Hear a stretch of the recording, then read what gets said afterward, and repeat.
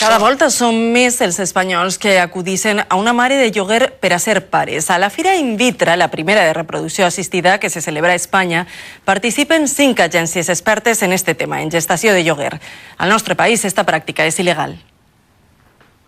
Cada volta són més els espanyols que acudixen a una mare de lloguer per a tindre el seu fill, una pràctica il·legal ací, però legal als Estats Units, l'Índia o Rússia.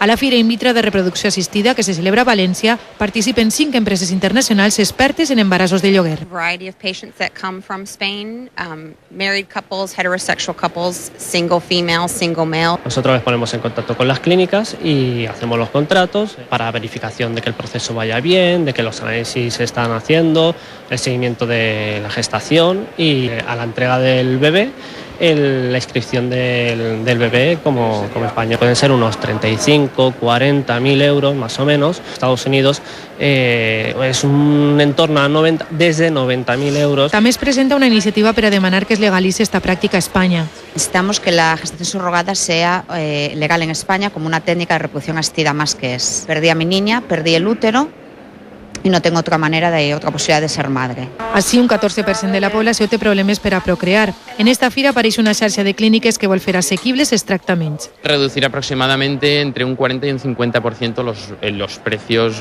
digamos, medios del sector. Invitra està oberta fins diumenge.